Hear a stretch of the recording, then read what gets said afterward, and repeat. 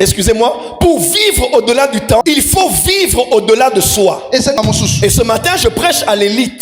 Ce matin, je prêche aux pionniers. Ce matin, je prêche aux leaders. Et les premiers générationnels sont des ancêtres.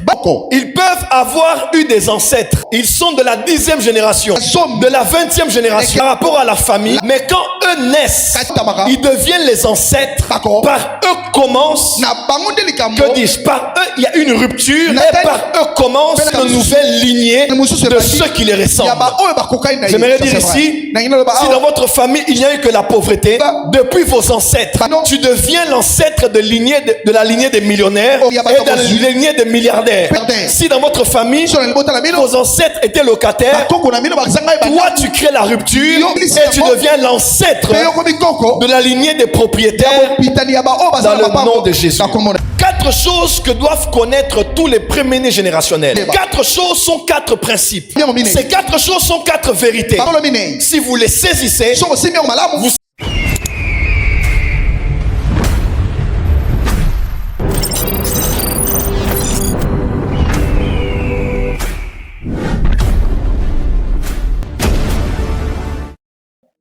J'ai dit depuis 3 semaines passées que le père est la fondation de la famille, mais le premier-né est la fondation de la lignée. Lorsque un père est stable, la famille est stable. Lorsque le premier-né ou la première-née est stable, ce sont ses frères et sœurs après lui qui sont stables. Ce texte nous parle de Saül qui était mort. Il était roi, mais il était aussi père de famille.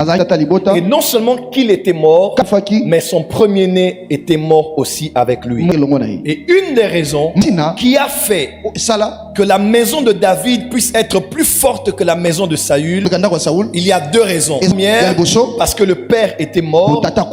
Et la deuxième, c'est parce que le premier-né, qui s'appelait Jonathan, il était mort. Lorsque le diable veut déstabiliser une famille, il touche le père et il touche le premier. Parce que les deux font office de fondation et ils déterminent l'avenir de la famille et l'avenir de la lignée. Et lorsque Dieu veut fortifier une famille, il élève le premier-né et il élève aussi le père. Et je décrète et déclare ce matin, si vous êtes père de famille, que Dieu vous donne la sagesse afin que vous soyez des piliers et des fondations pour vos familles. Et si vous êtes première-né ou vous êtes premier-né, que Dieu vous donne d'être la fondation de la lignée à laquelle vous appartenez. Quelqu'un peut dire Amen. Amen. Mais pour terminer, je parle ce midi du thème le premier-né générationnel. Un premier-né générationnel n'est pas forcément un premier-né d'une lignée de famille. Mais un premier-né générationnel est un homme ou une femme qui fait partie d'une famille, qui est tiré d'une famille, mais dont l'impact de la vie et des œuvres toute une génération, mais aussi les générations après lui. Et cela dans un secteur ou dans un autre. Ça peut être dans l'éducation, dans la culture, dans la politique, dans les médias, dans l'économie, dans le sacerdoce, dans la médecine, dans la santé, dans l'architecture, dans le bâtiment et dans tant d'autres domaines. Et ce matin, je prêche à l'élite. Ce matin, je prêche aux pionniers. Ce matin, je prêche aux leaders. S'ils sont là, qui me donnent un amen fort. Amen. Et les premiers générationnels sont des ancêtres. Ils peuvent avoir eu des ancêtres. Ils sont de la 10e génération, de la 20e génération par rapport à la famille. Mais quand eux naissent, ils deviennent les ancêtres. Par eux commence, que dis-je, par eux il y a une rupture. Et par eux commence une nouvelle lignée de ceux qui les ressemblent. J'aimerais dire ici, si dans votre famille il n'y a eu que la pauvreté, depuis vos ancêtres, tu deviens l'ancêtre de la lignée des millionnaires et de la lignée des milliardaires.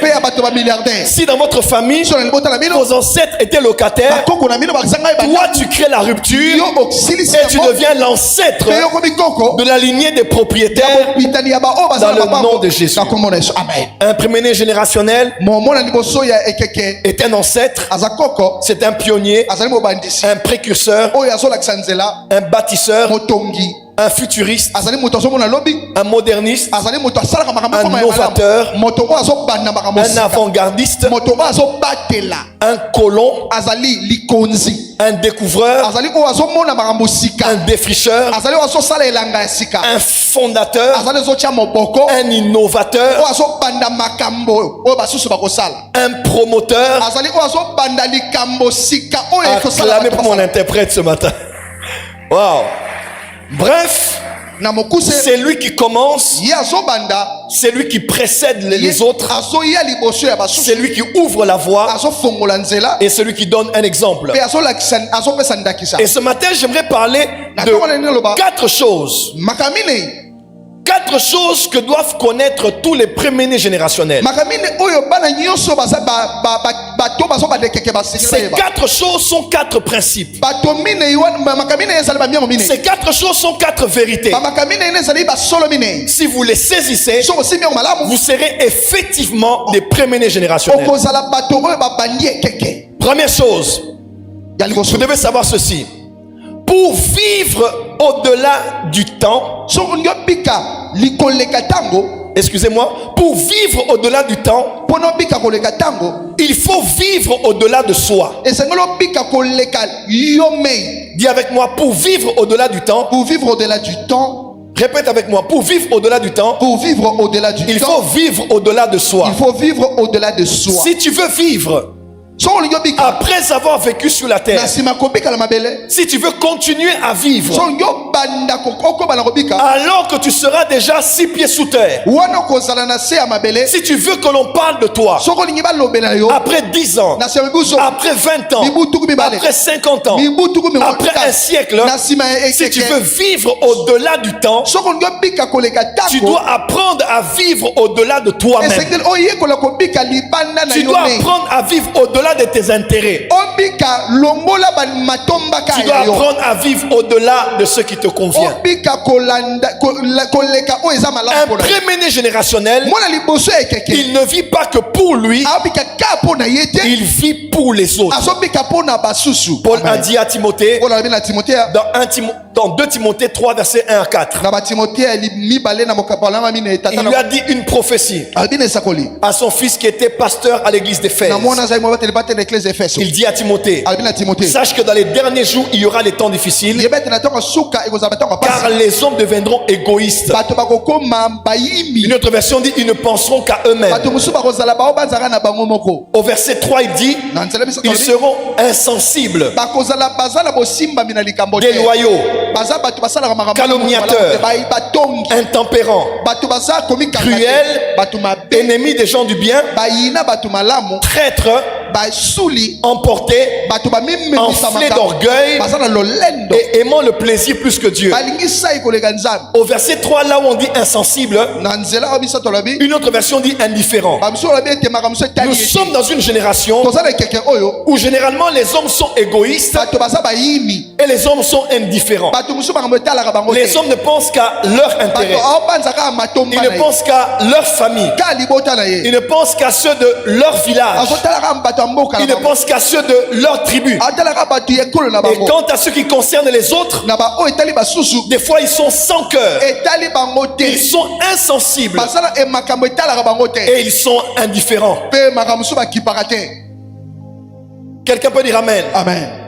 Et cela c'est le commun des mortels. Mais les hommes et les femmes dont on parlera de manière globale après une quinzaine d'années, après un cinquantenaire, après un siècle, ces gens doivent être animés d'un cœur qui donne de la valeur, qui donne un poids à l'humanité sur le plan universel.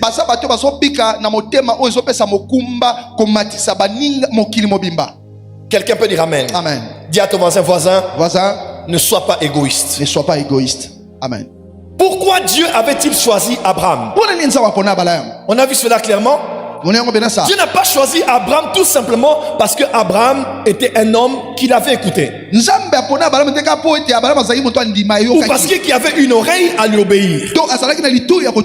Ces versets que nous avons lus nous ont montré à suffisance que Dieu avait choisi Abraham car il avait vu son cœur. Il a dit Abraham est différent de tous les hommes. Il n'a pas qu'un cœur à m'écouter ou à m'obéir, mais il a un cœur qui est porté vers les générations futures.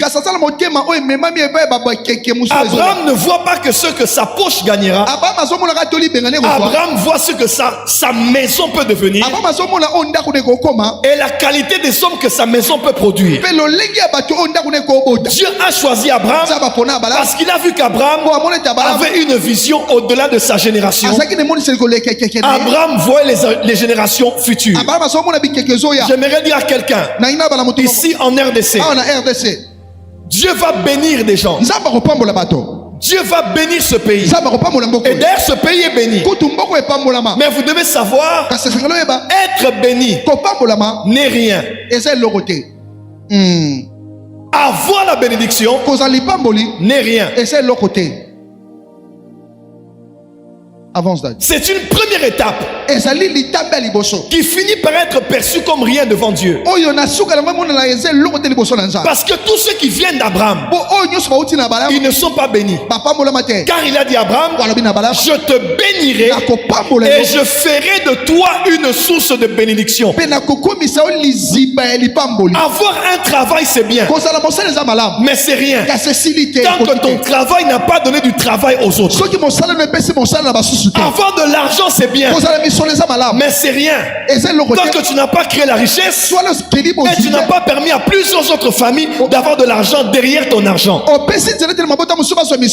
Voyager c'est bien, mais voyager c'est rien tant que ton voyage n'a pas ouvert la porte au voyage des autres. Ce que j'aime avec Joseph, il a quitté Israël, il a voyagé pour l'Égypte, mais son voyage a ouvert la porte. Ses frères et son père ont eu des visas par lui pour venir où il était venu. Bien que tu sois une bénédiction pour ta famille, une bénédiction pour ta société, une bénédiction pour ton pays. La plus petite dimension de la bénédiction, c'est d'être béni. Mais la plus grande dimension de la bénédiction, c'est quand tu deviens une bénédiction pour les autres.